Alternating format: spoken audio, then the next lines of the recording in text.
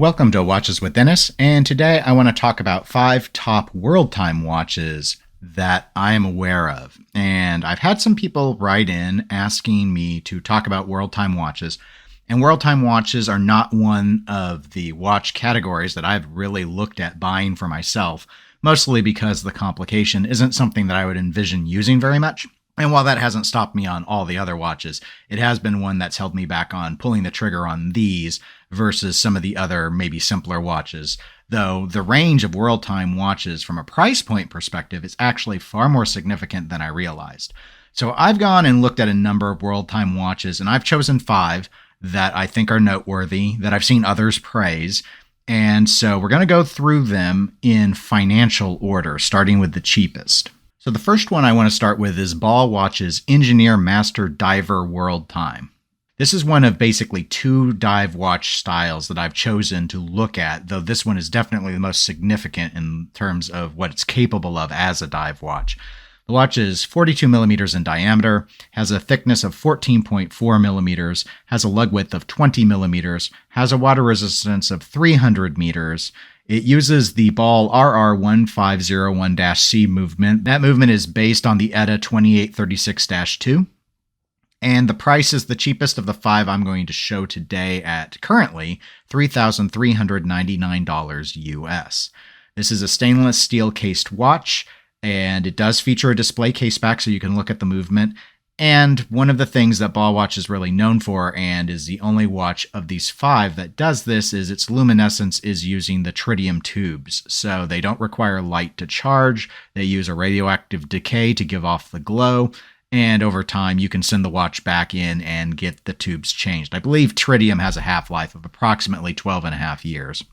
So moving to my second world time watch I wanted to talk about, we're going to look at Gnomus's Zurich World Time Midnight Blue. Now, this is a smaller watch at 39.9 millimeters compared to the Ball we just looked at. It's also less thick, only 10.9 millimeters compared to the 14.4 millimeters of the Engineer Master 2. It has the same lug width, 20 millimeters, so very standard lug width size to be able to change strap options on. It has a water resistance of just 30 meters, so this is splash proof, and I wouldn't do much more than that. It does use an in-house movement, the DUW5201, and it's currently priced on Gnomus's website at $6,100 US.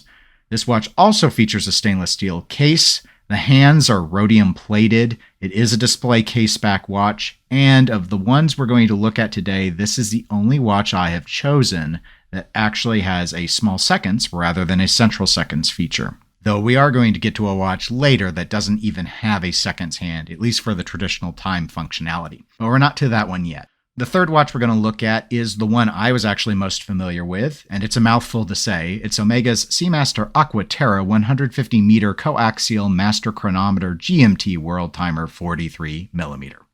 So, as the name would suggest, this watch is 43 millimeters in diameter. It is 14.1 millimeters thick, so it's a little bit thinner than the Ball watch we talked about earlier. Lug width is an atypical 21 millimeters, unfortunately. Water resistance is 150 meters, so this is the other watch that I said could be somewhat considered a sort of dive watch. You're definitely capable to take it skin diving, but it's not designed for really robust dives. It is an in-house movement. It uses the caliber Omega 8938, so as the name of the watch would also suggest, this is one of their coaxial movements. And the price of this watch on Omega's website is currently $9,100 US. This is a stainless steel watch. Once again, we have a display case back. I think the dial is the most interesting aspect. The exterior portion of the dial, so as you move towards the bezel area, you will notice is a sun-brushed blue finish, and I am a big fan of sun-brushed styling. However, the thing I think that really catches the eye is the textured earth map in the center, and that is actually on a grade 5 titanium plate. The fourth watch I wanted to examine is IWC's Pilot's Watch Time Zoner Edition La Petite Prince. So, even though it says La Petite, there ain't nothing thin about this watch.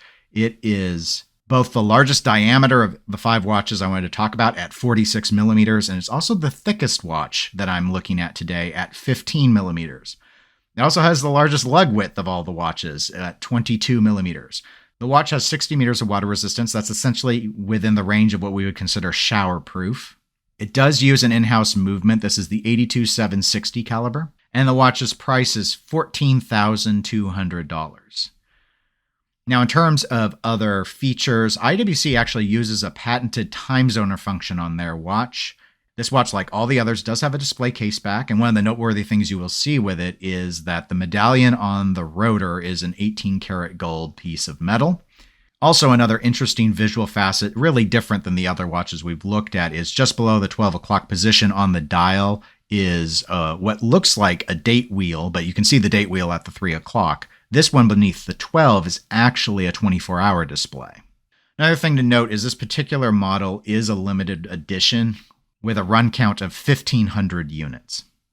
The last watch I want to discuss, and far and away the most expensive world timer I've pulled, is Patek Philippe's 5930P001 self-winding world time flyback chronograph. It's also the only chronograph of the 5 I've pulled, but there are definitely others from other brands should you be interested in having that particular feature. In terms of diameter, this is actually the smallest of the 5 watches at 39.5 millimeters, so it's a little bit smaller than the Gnomus Zurich we talked about. The thickness is 12.86 millimeters, which makes it the second thinnest of the 5, the Gnomus Zurich being thinner. Lug width, atypical, 21 millimeters, much like the Omega Aqua Terra. Water resistance is tied with the Gnomus at the worst at 30 meters, so it's only splash proof. This does use an in-house movement. It's the CH28520HU. And the price of this watch is $103,500. Now, a lot of that is, it is Patek.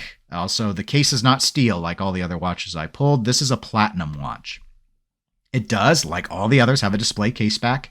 Actually comes on an exotic leather strap. It's an alligator strap in this case. Somewhat like the IWC, gold is employed in the movement. In this case, though, the entire rotor is gold, and it's 21 karat. And as the name would indicate, this does have a chronograph function. And it's sort of interesting because you look at the face of this watch and you might get the impression that it has a central seconds or it has a small seconds, and it's actually neither. The center seconds hand is a chronograph seconds hand, and the subdial at the 6 o'clock position is actually the minute tracker for the chronograph. So this watch's time capabilities are hour and minute, and then the chronograph capabilities are up to 30 minutes with the sweeping second.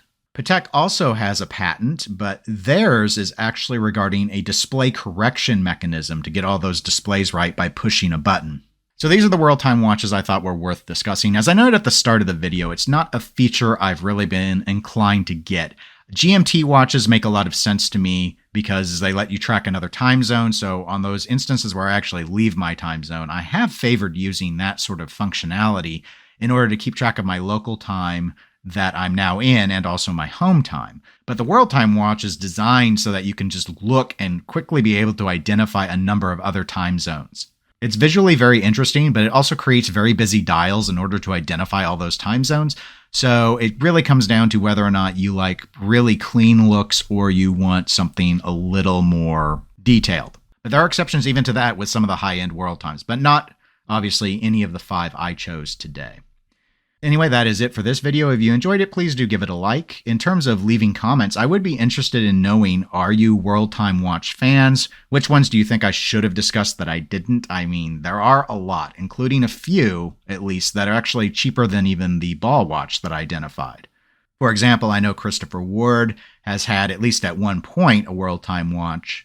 And likewise, while I talked about the German brand Gnomus, there's another German brand, Junghans, if I'm pronouncing that right, which has a less expensive version of a world time watch. And of course, there are many, many expensive watches that exceed some of the lower ones on my list. But leave your thoughts, and if you're interested in knowing when I have new videos out, just click the subscribe button. And otherwise, I hope you all have a really good day.